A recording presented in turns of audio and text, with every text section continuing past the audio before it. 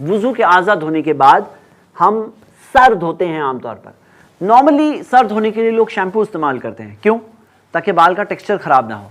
लेकिन इनका तो इंतकाल हो चुका है ना, तो इनके टेक्सचर का क्या मामला है, ये तो अभी कब्र में जाने वाले हैं। इसीलिए आमतौर पे मैयतों के लिए साबुन ही इस्तेमाल किया जाता है, उसमें कोई फ़र्क नहीं किया जाता। तो थो करके पानी दीजिए, जैसे हम नॉर्मली सर धोते हैं वही सर धो रहे हैं।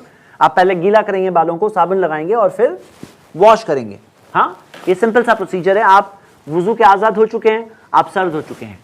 अब हम आगे बढ़ते हैं गुस्ल को आगे बढ़ाने। और जैसा कि आया कि 3 बार धोना हमें मिलता है, तो 3 बार धोने में फर्स्ट टाइम के अंदर हम वो पानी बेरी के पत्तों के साथ जो है उसे इस्तेमाल करेंगे या साबुन को इस्तेमाल करेंगे। तो हम जिस्म को गीला कर लेते हैं, पूरे जिस्म को। अभी तक हमने वुजू के आज़ाद हुए हैं, अब हम पूरे जिस्म को गीला कर लेते हैं। देते आइए।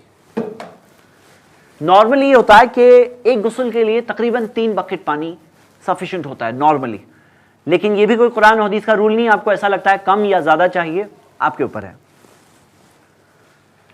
अब हम शुरू करते हैं साबुन लगाना। इसमें एक गलती लोग करते हैं, वो गलती आप याद रखिए।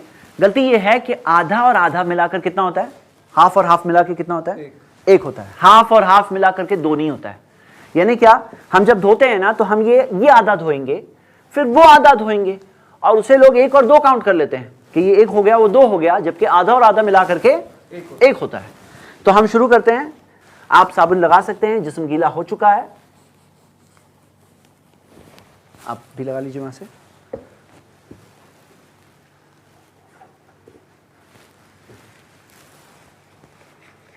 जिस्म पर साबुन लगाने के बाद उनके जिस्म और आपके हाथ के बीच में आमतौर पे ये वॉशिंग का कपड़ा होता है। आप पानी डालते रहिए अंदर से, यहां से जी। हमने आगे की तरफ धोया सीधी साइड, और सीधी में उनकी राइट साइड।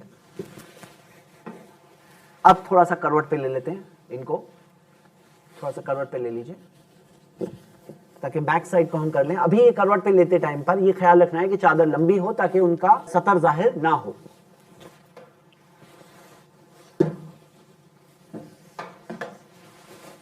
इसी तरह आपने जो सीधी जानिब धोए, जिस तरह से आपने बॉडी की राइट साइड सीधी साइड वॉश किया है, धोया है, उसी तरह से आपको उल्टी साइड लेफ्ट साइड को धोना है। तो हाफ और हाफ मिलाकर के एक गुस्ल हुआ। दूसरे गुस्ल के अंदर आप चाहते हैं फिर से साबुन लगाएं, लगा लीजिए, कोई ऐसा कोई रूल नहीं है। आप चाहते हैं कि नहीं सीधा पानी का वॉश कर लें और काफी हो गया, कर सकते हैं। और इसके अंदर 2 बार धोने के बाद, मैं धो रहा नहीं हूं क्योंकि आप सब जानते हैं वो तरीका वही है जैसे हम नॉर्मली गुस्ल लेते हैं। अब हम आते हैं तीसरे गुस्ल की तरफ। अगर आपका तीसरा गुस्ल आखिरी गुस्ल है तो उस गुस्ल के अंदर सही बुखारी की हदीस है, अल्लाह के रसूल सल्लल्लाहु अलैहि वसल्लम ने फरमाया वजअलना फिल आखिरती काफूरन, काफूर दीजिए। आखिरी बार में, आखिरी गुस्ल में काफूर डालने नबी सल्लल्लाहु अलैहि वसल्लम ने कहा, और शय मिनल काफूर, या कुछ हिस्सा काफूर का। नॉर्मली ये एक पैकेट जो होता है, ये जो नॉर्मल सेट के अंदर कभी कहीं डब्बी आती है, कभी इस तरह के पाउच आते हैं। पाउच में हमने जो सेट लिया है इसमें 2 पाउच आए हैं। ये होता है एक जनाजे के लिए। तो इसके अंदर आपको ये करना है फिल आखिरती, हदीस के अल्फाज क्या है, आखिरी बार में काफूर डालने कहा गया है। इस बारे में उलमा में इख्तलाफ है। बाज़ उलमा ये भी कहते हैं कि नहीं, जिस्म पे काफूर डाल दो डायरेक्टली। लेकिन हदीस के अल्फाज पर हम अगर गौर करते हैं तो हम ये देखते हैं कि फिल आखिरती, आखिरी गुस्ल में जो कहा गया, इसी वजह से जो उलमा ये कहते हैं कि पानी के अंदर ही काफूर डालना है, वो ज्यादा मजबूत बात है। अच्छा, ये काफूर के ताल्लुक से ये जो आपके पास होगा, इसे आप थोड़ा सा प्रेशर लगाएंगे, दबाएंगे, तो आप देख रहे हैं ये बिल्कुल भूसा हो जाता है। आप इसे पानी में डाल दीजिए। मैं थोड़ा ऊपर से डाल रहा हूं ताकि आपको दिखाई दे, लेकिन इतना ऊपर से डालने की जरूरत नहीं, आप नीचे जाके भी कर सकते हैं। तो मतलब इसे बिल्कुल भूसा बना करके पानी में डाल दीजिए। एक बात मैं बता दूं, जैसे पानी में जब नमक डाला जाता है तो नमक जिस तरह से घुल जाता है उस तरह से काफूर घुलता नहीं है, उसके ग्रैन्यूल्स जैसे बाकी रहते हैं। इसी वजह से जब आप पानी दोगे, हमने ये समझ लीजिए कि पूरा डाल दिया, समझ लीजिए कि पूरा डाल दिया। अब आप जो पानी देंगे तो पानी देने में ये आपको ख्याल रखना है कि नीचे से थोड़ा सा अच्छे से दीजिए ताकि काफूर साथ में आए।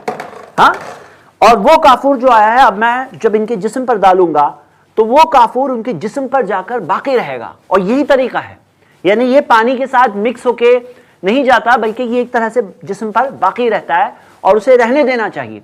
मतलब काफूर के जो वो ग्रैन्यूल्स है वो जिस्म पर दिखाई देंगे और वो दिखाई दे, उसमें कोई ऐप की बात नहीं, कोई डिफेक्ट की बात नहीं, कोई गलत बात नहीं। तो ये आखिरी बार में ये काफूर जब हम पानी डालते हैं तो पानी के साथ में आएगा और जिस्म पर बाकी रहेगा और उसमें कोई हर्ज नहीं है। तो पानी ये दे रहे हैं और आप ये आखिरी बार में डाल रहे हैं। हम फिर से आगे पीछे जिस तरह से करना है करवट पे लेकर, और मैं राइट करवट बता रहा हूं, फिर उसके बाद लेफ्ट करवट पे लेकर, हाँ, पूरी तरह से जिस्म का कोई हिस्सा सूखा ना रहे।